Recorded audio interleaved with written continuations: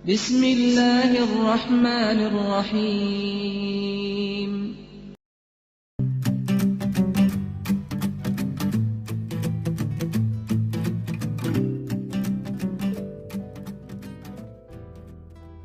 Sekarang mungkin Bapak Ibu melihat ada laki-laki takut menyatakan dirinya laki-laki. Kamu laki-laki apa perempuan? Oke, maka diadakanlah tes. Jadi yang suka ngetes nih Fir'aun. Dites ini. Ini orang anti NKRI ya tuh. Nah, ini kita tes. Ini raja puasa. Ini baru jadi RT udah tak pernah puasa. Mohon maaf Pak RT, jangan tersinggung. Tetap Allahumma ansur ikhwanan al-mujahidina fi Palestin. Amin. Amin. Gitu jamaah.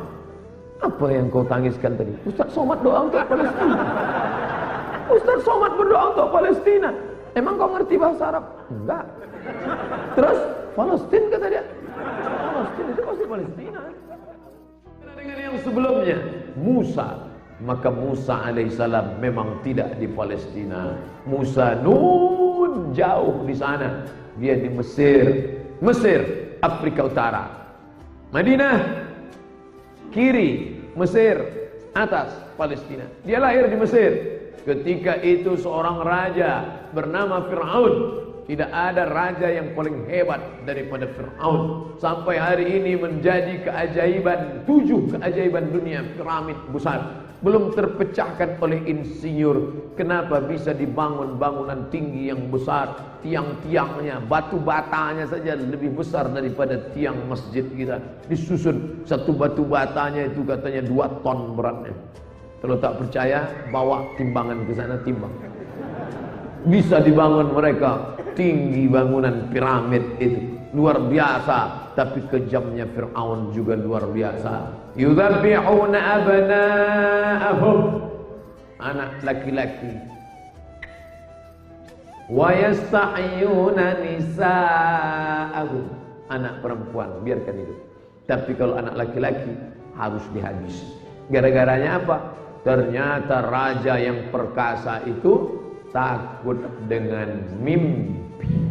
Suatu malam dia bermimpi, dia lihat ada anak laki-laki, bayi kecil menarik mahkota kerajaannya.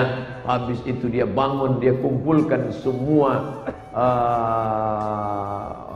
watim pir, dewan pertimbangan Fir'aun.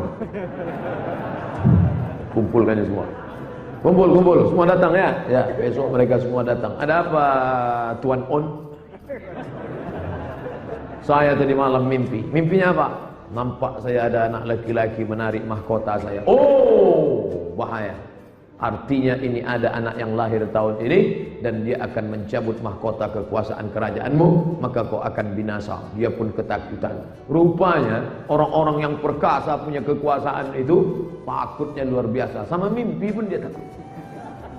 Dan ciri Fir'aun pertama takut pada mimpi, takut pada ramalan, dan yang kedua adalah dikelilingi oleh para peramal-peramal. Sekarang dalam bentuk komentator-komentator. Ini bahaya nih Pak, ini ke depan akan ini harus kita habisi, harus kita musnahkan ini, harus kita potong ini lehernya. Maka dia keluarkan keputusan Fir'aun, semua anak yang lahir tahun ini habisi. Itulah yang diceritakan di awal-awal surat Al-Baqarah. Yudzabbihuna abna'ahum, razia. Ketika ada anak lahir, potong. Sebelum dipotong, periksa dulu, buka. Laki-laki apa perempuan? Perempuan, biarkan hidup. Laki-laki. Makanya banyak yang takut punya anak laki-laki, takut dibunuh. Sekarang mungkin Bapak Ibu melihat ada laki-laki takut menyatakan dirinya laki-laki. Kamu laki-laki apa perempuan?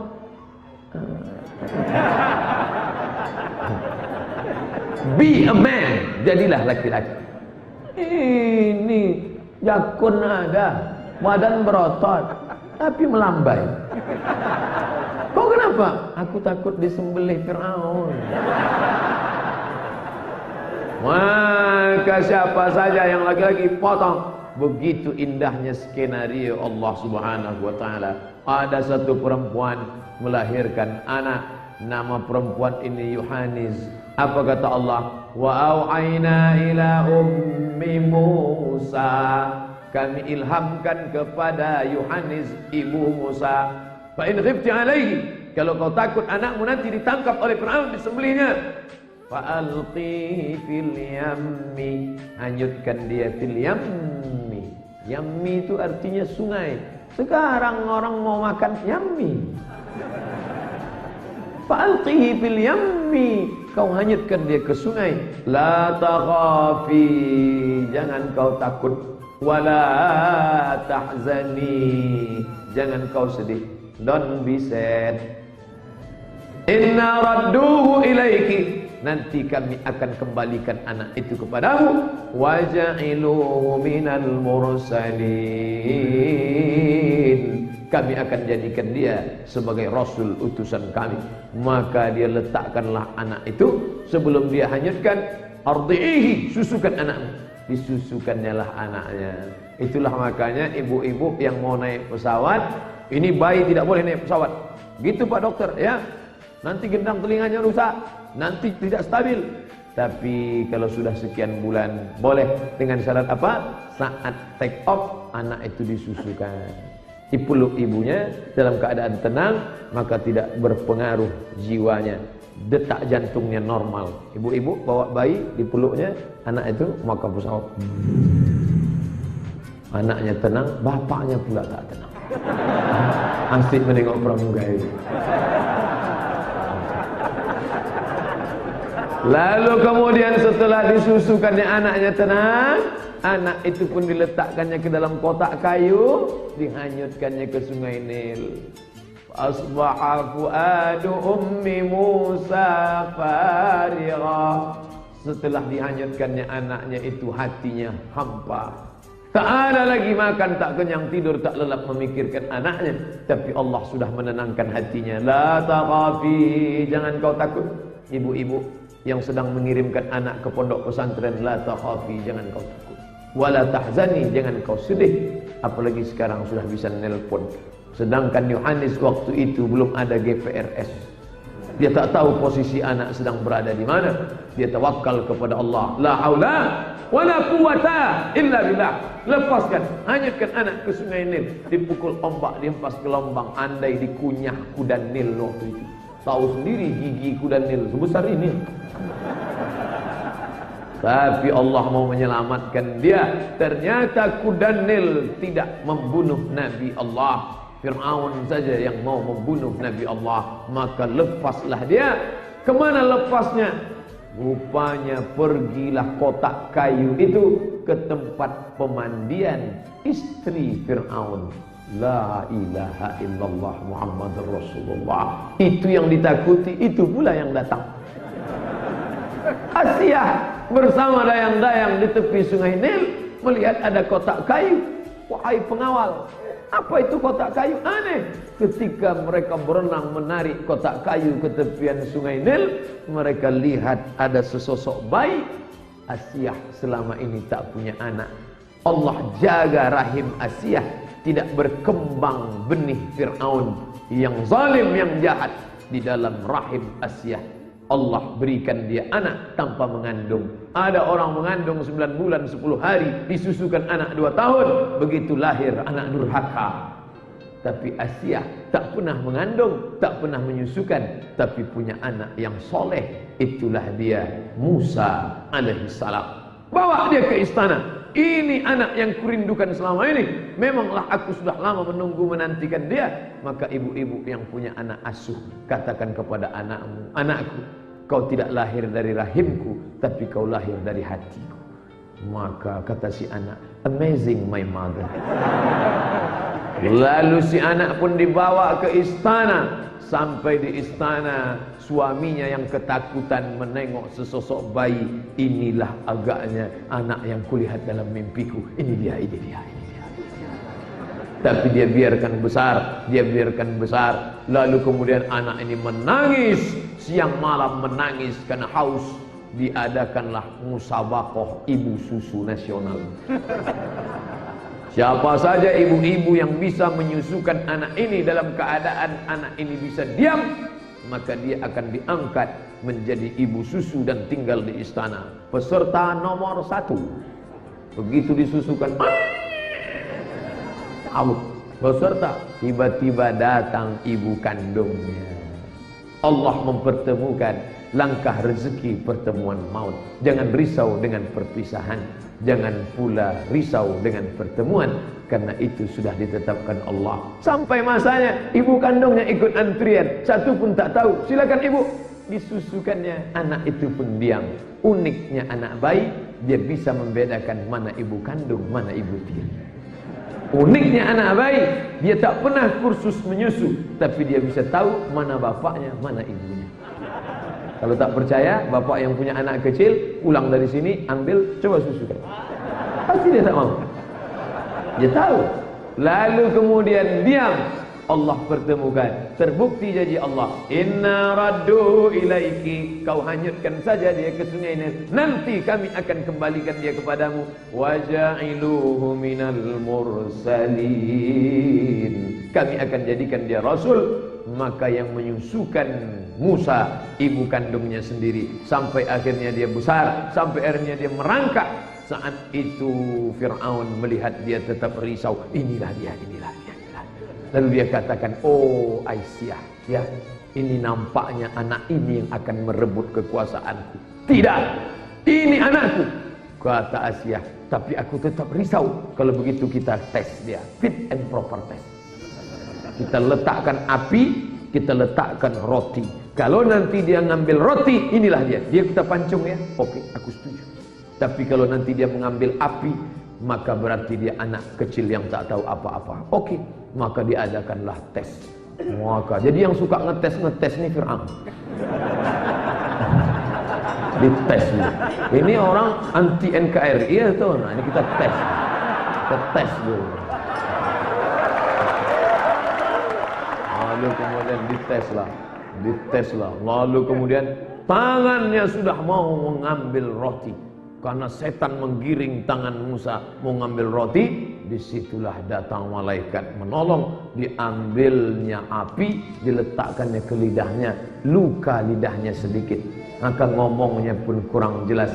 Makanya ketika dia akan menghadap Fir'aun, dia berdoa, Rabbi syrahli sadri, lapangkan dadaku karena aku akan menghadap Fir'aun, wa yassirli amri, mudahkan urusanku supaya aku jangan susah dalam perjalanan, wahlul uqdatan min lisani, hilangkan kendala yang ada pada lidahku, yafqahu qaul, supaya Fir'aun nanti bisa ngerti apa yang aku ucapkan. Begitu salah satu pendapat tafsir ulama. Allah selamatkan dia, Allah yang menurunkan pertolongan. Setan tak dapat menyesatkan. Kalau Allah sudah menurunkan pertolongan, maka mintalah kepada Allah. Qul huwallahu ahad. Katakan Allah Esa, minta tolong kepada dia. Allahu, mentang-mentang nama dia diulang terus. Di mana Muhammad sallallahu alaihi wasallam hijrah? Palestina. Kemana dia menghadap dari awal salat? Palestina. Di mana lahirnya dan dibesarkannya Isa? Palestina. Lalu bagaimana dengan Musa? Apa hubungan Musa? Allah memerintahkan Musa membawa keturunan Nabi Ishak yang ada di Mesir, yang tertekan oleh Fir'aun. Bawa keturunan Ishak ini menyeberang ke bumi Palestina. Berapa orang yang dia bawa menyeberang Laut Merah itu? 600.000 orang. Begitu disebutkan dalam kitab tafsir, 600.000 orang dipukulkannya tongkatnya. Pukulkan tongkatmu hai Musa. Maka Musa memukulkan tongkatnya, famfalaqa, terbelah laut itu, kattaudil azim, seperti tembok bukit yang tinggi. Dia pun menyeberang. Ketika dia sudah sampai ke ujung, pasukan Fir'aun ikut di belakang. Saat itu menyatu lagi ombak besar, tenggelamlah dia di Laut Merah. Sampai sekarang orang Mesir meyakini, katanya di Laut Merah itu nanti ada gelombang besar. Disitulah tempat tenggelamnya Fir'aun. Saya kebetulan naik kapal laut Wadi Nil dari Kairo, naik mobil keterusan Suez, dari Suez terus Laut Merah menuju Jeddah. Abu Somad, ya, kemarin waktu naik kapal di Laut Merah, di mana terasa gelombang yang paling besar? 2 hari 2 malam perasaan besar terus. Mereka meyakini situlah tenggelamnya. Kita tak penting dia tenggelam di mana, yang penting dia perjuangan luar biasa. Sampai akhirnya Fir'aun itu mati. Kematian Fir'aun sangat memalukan. Mati dalam keadaan tersedak. Mati. Masuk cairan ke dalam paru-parunya. Kita tidak mungkin air masuk ke paru-paru, karena setiap air masuk kita pasti bersin. Andai orang sambil minum ngobrol, tapi Fir'aun apa boleh buat? Masuk air garam. Sedangkan masuk ke tenggorokan saja air garam sakitnya luar biasa. Masuk ke dalam paru-parunya dan akhirnya dia pun mati. Al-yawma, hari ini, nunajjika, kami selamatkan engkau Fir'aun, bibadanika, badanmu kami selamatkan, tidak hancur dimakan ikan paus, tidak hancur busuk, karena diambil di pantai, mereka bersihkan, jadilah dia mumi Fir'aun. Dan ada filmnya, Mumi Return. Biasa, dia terbujur kaku sekarang di Museum Tahrir Square di tepi sungai Nil, Kairo. Mata melotot. Lalu kemudian saya pun melihat dengan mata kepala bagaimana Fir'aun. Di mana letak Fir'aun? Di atas. Hebatnya Fir'aun, sudah mati pun tetap juga tinggi di atas. Bapak yang di atas yang tersinggung.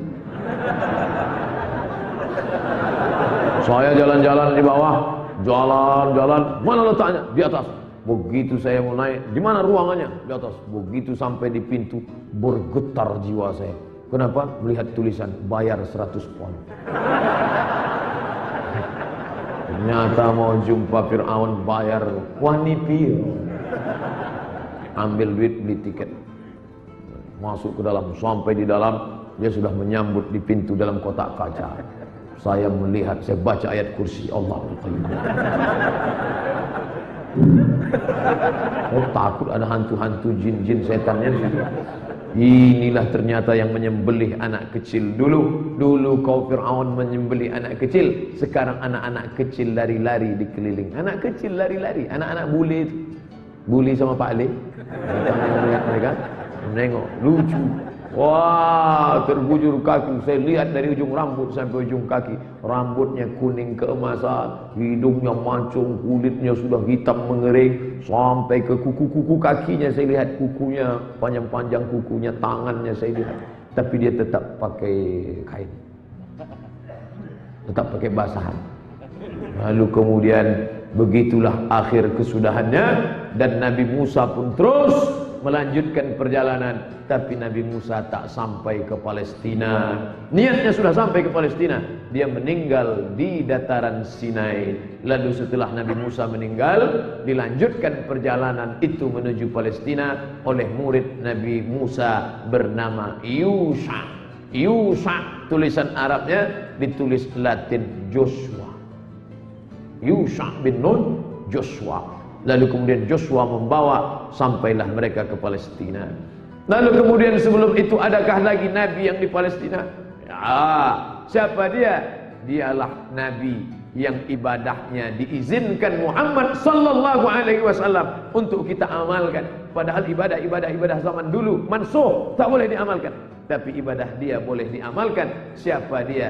Daud alaihi salam. Ahabbus shaum ilallah, puasa yang paling dicintai Allah, puasa Nabi Daud. Yasumu yauman, puasa satu hari.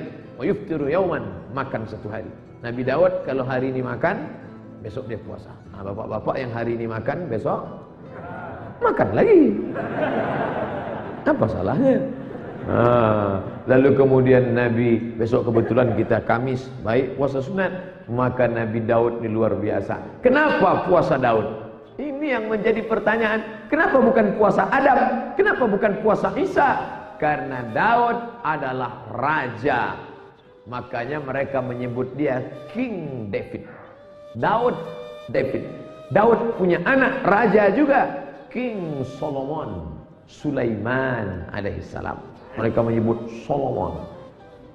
Bahkan katanya ada penulis baru sampai pula kerajaan ini ke Yogyakarta, Sleman. Masya Allah. Bapak Ibu yang dimuliakan Allah, Kenapa Nabi Daud? Karena Nabi Daud berkuasa raja tapi masih sempat puasa sunnah. Nabi Daud itu raja Pak, bukan ustaz, tapi masih sempat puasa sunat 1 bulan 15 hari. Ini raja puasa. Ini baru jadi RT, udah tak pernah puasa. Mohon maaf RT, jangan tersinggung. Dan Nabi Daud itu manusia yang paling sibuk. Kenapa Nabi Daud manusia paling sibuk? Karena Nabi Daud itu istrinya, tolong tenang, 100 orang. 100 bu. 100 istrinya. Masih sempat dia puasa sunat sebanyak 15 hari dalam sebulan. Wa alanna lahul hadid. Kami lunakkan hadid, besi. Hadid, besi bisa lunak di tangan Nabi Daud. Nabi Daud melunakkan besi untuk membuat baju besi tameng perang. Baju besi Daud dia sendiri yang buat. Dilunakkannya besi dengan tangannya, dijadikannya baju besi untuk perang. Lalu dijualnya. Hasil penjualan dengan tangan itulah dia ambil untuk makannya, karena dia tak ingin makan syubhat. Nabi Daud alaihissalam jauh dari syubhat karena pekerjaan dengan tangan, puasa sunat banyak dan berpuasa. Lahir anaknya Sulaiman alaihissalam. Lalu kemudian ini juga ada di Palestina. Sebelum itu ada yang lebih tinggi yang namanya tadi kita sebut 4 kali. Kama sallaita ala Ibrahim wa ala ali Ibrahim. Kama barakta ala Ibrahim wa ala ali Ibrahim. Ibrahim alaihissalam kampungnya bukan di Palestina tapi di Babel. Bangka Belitung. Babilonia. Irak. Babilonia. Kemudian dia hijrah pindah ke Palestina bersama istrinya Sarah. Lalu di sana dia tak punya anak. Lama menikah tak ada anak. Rabbi habli minas shalihin, Rabbi habli minas shalihin. Adinda, karena kita tak juga punya anak, izinkan aku buka cabang. Akhirnya dibukalah franchise. Dia pun menikah dengan Hajar. Dari Hajar itu lahirlah seorang anak laki-laki bernama Ismail. El Tuhan. El Tuhan. Ilah dalam bahasa Arab. El Isma, kabulkanlah. El ya Tuhan. Ismail, kabulkanlah ya Tuhan. Tapi jangan gara-gara ini nanti pulang di mana rumah bapak kabulkan ya Tuhan. Rumah siapa? Rumah Pak Ismail. Begitu anaknya lahir, dia beri nama Ismail alaihissalam. Lalu kemudian 13 tahun sesudah itu. Jarak Ismail dengan Ishak bukan dekat, 13 tahun. Setelah 13 tahun, ternyata Allah mau menunjukkan, hai Ibrahim, istrimu yang dikatakan orang ajuzun aqim. Ajuz, perempuan tua. Aqim, mandul, tak mungkin punya anak. Allah berkehendak innama amruhu idza arada syai'an ayyakula lahu kun fayakun. Akhirnya setelah 13 tahun, perempuan yang divonis mandul itu pun bisa punya anak, melahirkan anak bernama Ishak. Ini pelajaran penting. Ibu-ibu juga punya hujah. Nanti kalau bapak berkata, nampaknya kita sudah lama, tenang bang. Setelah 13 tahun nanti lahirnya. Akhirnya lahirlah anak bernama Ishak. Maka kita sebut Ali Ibrahim, keluarga Ibrahim, keluarga kecil Ibrahim yang luar biasa. Ibrahim, Sarah, Hajar. Dari Sarah lahir Ishak, dari Hajar lahir Ibrahim alaihissalam, lahir Ismail alaihissalam. Cucu cicit keturunan inilah yang menjadi nabi-nabi yang diutus Allah subhanahu wa ta'ala ke bumi Palestina. Dan Nabi Muhammad dari jalur Ibrahim juga, karena Muhammad itu adalah anak dari Abdullah, Abdullah anak Abdul Muttalib, Abdul Muttalib anak Hashim, Hashim anak Abdi Manaf, Abdi Manaf anak Qusay, keturunan daripada Kilab, Lu'ay, Fihir, cucu cicit dari Adnan, Adnan keturunan Ismail, Ismail anak kandung Ibrahim alaihissalam.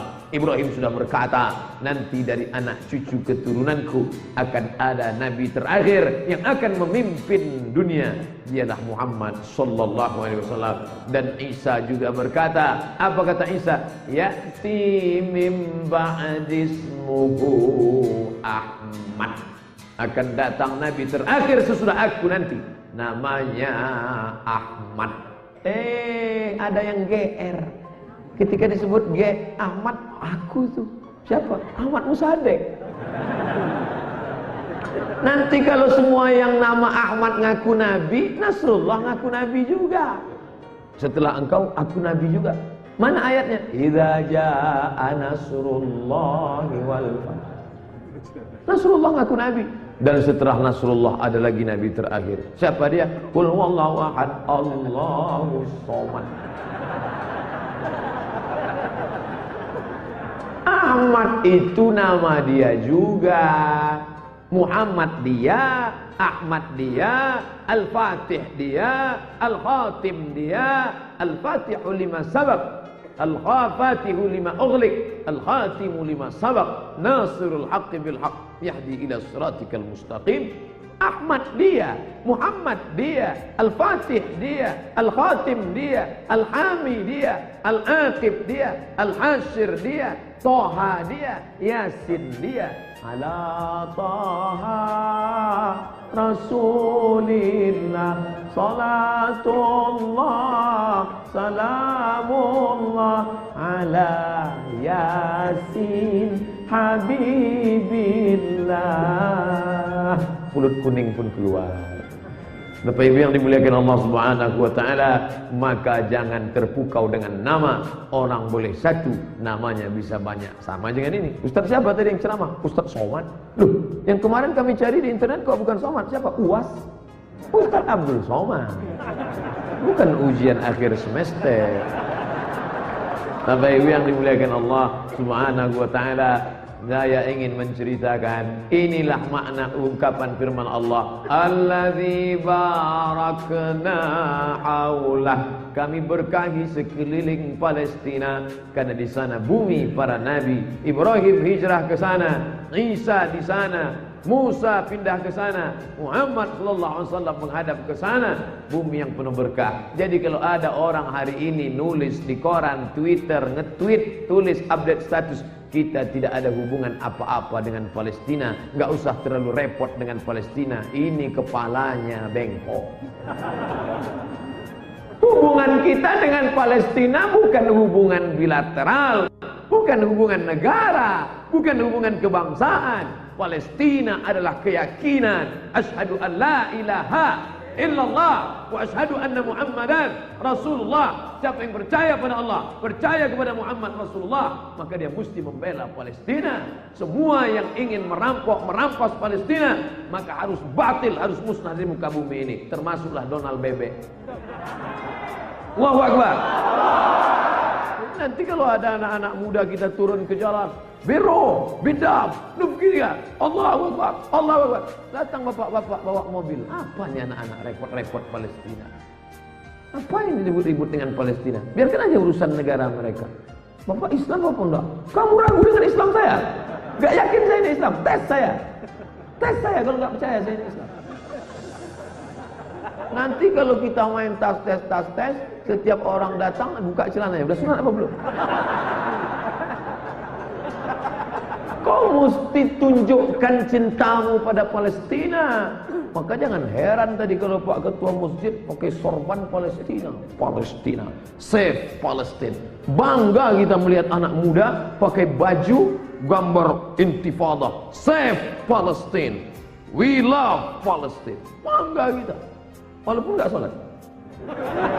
Janganlah. Kalau sudah tulisannya Palestina, tentu sholat. Tapi masjid yang baju yang bertuliskan Palestina jangan dibawa sholat. Ini gambar intifadah, orang sedang memanah, dipakainya sholat. Allahu Akbar. Orang yang di belakang nengok. Beli di mana kaosnya? Baju-baju bergambar. Nah, ini Palestina adalah kecintaan kita. Paling tinggi adalah datang ke Palestina. Ini datang ke Palestina. Yang punya duit pergi umrah. sebelum pergi umrah atau setelah umrah ke Palestina. Tunjukkan bahwa kita cinta Palestina. Setelah melihat Palestina dengan mata kepala sendiri Pak Ustaz, akhirnya suami saya itu pulang, semangatnya luar biasa. Allahu Akbar. Mudah-mudahan kita diberikan rezeki sehingga bisa ke Palestina insyaallah. Tuh, mesti bapak yang nanam sawit, yang nanam karet, niat di awal. Aku nanti kalau ini tumbuh, aku mau Palestina, aku mau ke Palestina, aku mau ke Palestina, aku mau ke Palestina. Pas mendodos sawit, aku mau ke Palestina, aku mau ke Palestina. Gitu. Ketika dapat rezeki, bawa anak-anak, tunjukkan kepada dunia, inilah Palestina, kami cinta Palestina. Foto di sana, like and share. Save Palestine, save Palestine. Begitu. Sekarang bule-bule orang barat saja unjuk rasa di jalan. Betul? Mereka selamatkan Palestina paling tinggi. Tapi jangan sampai saya mau ikut perang melawan Israel. Belum tentu sanggup. Memang sanggup. Saya tidak ingin nanti membaca radar Lampung. 3 orang Lampung terdampar di Palestina. Bukannya menghabisi Yahudi, malah terdampar karena nggak dapat lontong sayur. Memalukan. Nah, yang bawa kirim bantuan uang. Berapa duit? Di sini banyak anak yatim, orang susah. Bagi 2. 100.000 di sini, 100 di sana. Cuman 100 Pak Ustaz, 50 di sini, kirimkan ke sana. Man jahaza ghazian faqad ghaza. Siapa yang mempersiapkan bantuan untuk perang, maka dia dapat pahala perang walaupun dia tak ikut perang. Allahu Akbar. Makanya biasanya kalau acara itu, begitu saya katakan tolong Palestina, keluar kotak langsung. Palestina keluar kotak. Berapa kotak yang keluar Pak? Ada 10 Pak Ustaz. Tolong kawal, jangan sampai pulang 5. Satu orang bertanggung jawab bawa. Udah agak jauh, tarik.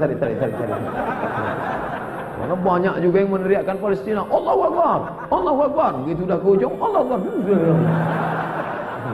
Rupanya KW punya. Banyak yang KW sekarang. Lalu saya nggak sanggup Pak Ustaz. Mau ke Palestina nggak sanggup. Mau ngasih duit juga nggak sanggup Pak Ustaz. Saya kalau diajak iktikaf insyaallah. Kalau diajak dengarkan ceramah hujan-hujan insyaallah. Tapi kalau udah keluar duit nih Pak Ustaz.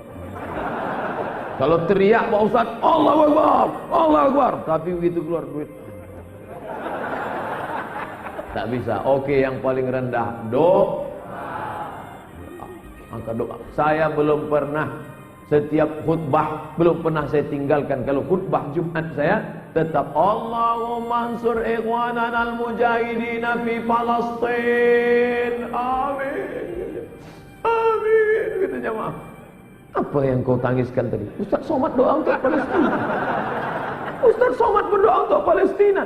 Emang kau ngerti bahasa Arab? Enggak. Terus Palestina kata dia. Palestina itu pasti Palestina. Oh, Masya Allah. Nah, kalau saya diminta sholat jadi imam, saya memang menolak. Saya takut khawatir menimbulkan fitnah. Ini saya tak tahu masjid ini bismillahnya sir apa jahar. Sementara saya di masjid dekat rumah saya jahar. Bismillahirrahmanirrahim.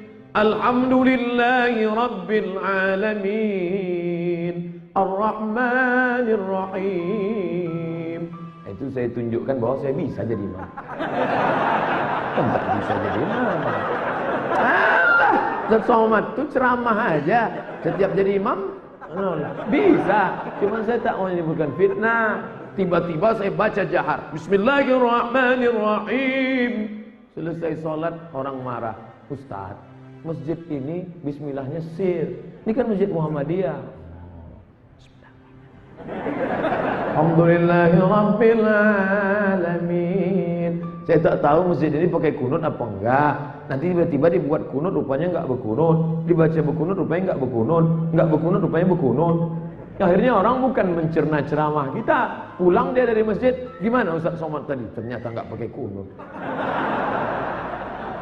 Dia tak ingat isi ceramah, menimbulkan fitnah.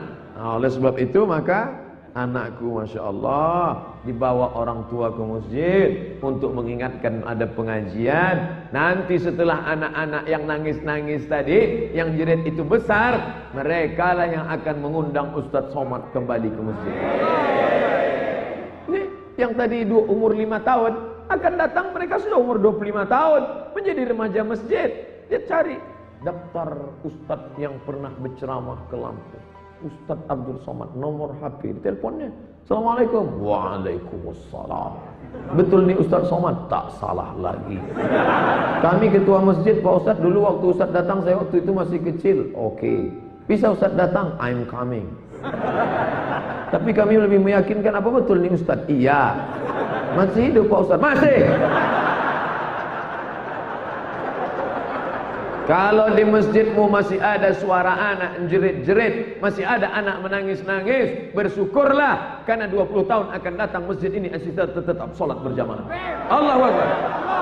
Kalau sholat subuhnya seperti sholat Jumat, disitulah tentara Israel terkencing-kencing pakai pampers.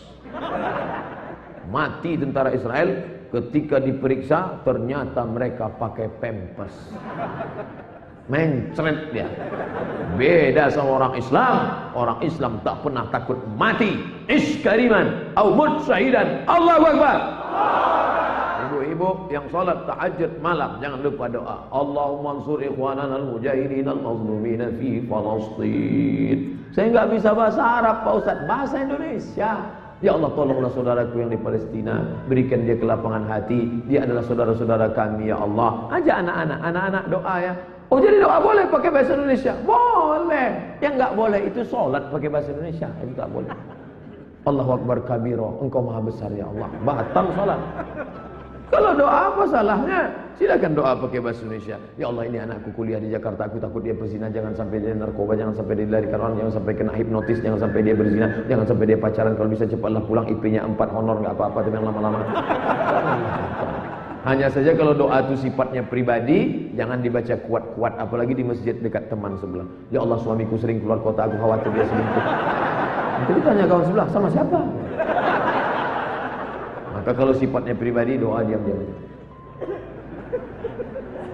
Apa yang kau mintakan tadi? Terserah aku lah minta apa. Urusannya doa masing-masing. Bapak Ibu yang dimuliakan Allah Subhanahu wa taala, pas 1 jam saya ceramah. Nampak cepat betul waktu di Lampung. Masya Allah. Itulah makna